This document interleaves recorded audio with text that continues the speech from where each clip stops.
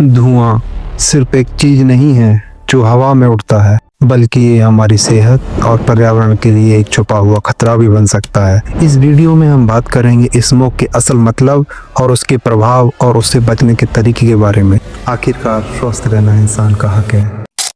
चरस को हैशिश भी कहा जाता है। वैसे तो चरस का सेवन कई शताब्दियों से किया जा रहा है, लेकिन चरस का पहला प्रमाण 1123 ईस्वी में काहिरा के प्रकाशित एक पैम्पलेट में मिलता है। हशीशन का एक भ्रष्ट रूप, जिसका अरबी में अर्थ है हशीश, यानी कि धूम्रपान करने वाले। 13वीं शताब्दी के न्यायविद इब्न तैमिया ने चरस के इस्तेमाल पर पहली बार रोक लगाई थी और उन्होंने उल्लेख किया था कि 13वीं शताब्दी के दौरान इसे मंगोल आक्रमण के साथ लेवेंट में पेश किया गया था। तंबाकू के बाद ही पूरी दुनिया में धूम्रपान की शुरुआत हुई थी। WHO वर्ल्ड हेल्थ ऑर्गेनाइजेशन के अनुसार विश्व के 1.8 अरब युवाओं में से 80% से अधिक जो 10 से 24 वर्ष के हैं और वह विकासशील देशों में रहते हैं। इनमें से 99% 26 साल के उम्र से ही चरस और सिगरेट का सेवन करने लगते हैं। अमेरिका के एक समाचार CNN की छपी लेख में स्मार्ट शहरों में धूम्रपान का पता लगाने वालों के लिए CNN आधारित प्रणाली के लेख में चर्चा की गई है कि धूम्रपान एक वैश्विक मुद्दा है जो स्वास्थ्य समस्या और आर्थिक तनाव का कारण बनता है। 2018 में अमेरिका के न्यूयॉर्क टाइम के लेख में छपा मैसाचुसेट्स के रहने वाले एक लड़के को, जिसका नाम मर्फी है, उसको तंबाकू के साथ चरस पीने की ऐसी लत लगी कि वह इस पर इतना निर्भर हो गया कि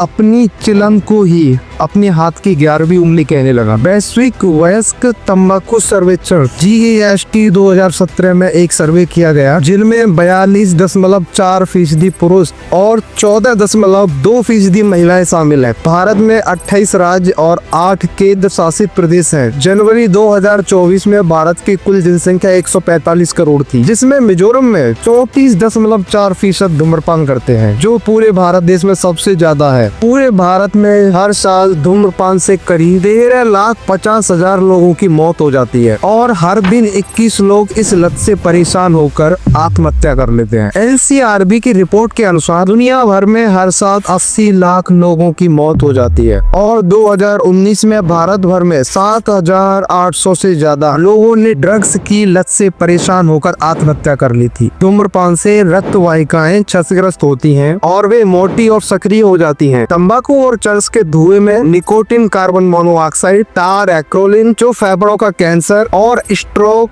DNA को नुकसान पहुंचाने वाले रसायन है। इससे आपके दिल की धड़कन तेज हो जाती है और आपका ब्लड प्रेशर बढ़ जाता है और रक्त के थक्के भी बन सकते हैं। हिंदुस्तान टाइम्स में छपे एक लेख के ताजा अध्ययन से पता चलता है कि प्रत्येक सिगरेट पीने से अपने जीवन में 20 मिनट की कमी आ जाती है, जिसमें पुरुषों के जीवन में 17 मिनट और महिलाओं के जीवन में 22 मिनट की कमी आती है। जबकि लोग जानते हैं कि सिगरेट पीना हानिकारक है। एक इंसान की नशे की लत पड़ जाने से उसके पूरे परिवार और रिश्तों पर बहुत गहरा असर पड़ता है। हाल ही में singer rapper yo-yo Honey Singh ने लल्लन टॉप को दिए इंटरव्यू में कहा कि शोहरत मिलने के बाद उनका दिमाग भटक गया था और वो तंबाकू के साथ चरस पीने लगे थे। मैं इतना ज्यादा नशा करने लगा था कि हर वक्त हाई रहता था। मैंने एक लड़का जॉइंट बनाने के लिए रखा था क्योंकि मुझे जॉइंट बनाना नहीं आता था। उसी दौरान मैं अपनी पत्नी शालिनी से भी दूर होता चला गया। मेरे साथ अजीब चीजें होने लगी थी। शराब और नशे की लत के कारण ही yo-yo Honey Singh bipolar disorder का शिकार हो गए थे और उन्हें एक ऐसी भयंकर बीमारी ने घेर लिया था। बाइपोलर डिसऑर्डर का शिकार होने के बाद उन्हें शराब और चरस की लत छोड़नी पड़ी थी, जिसका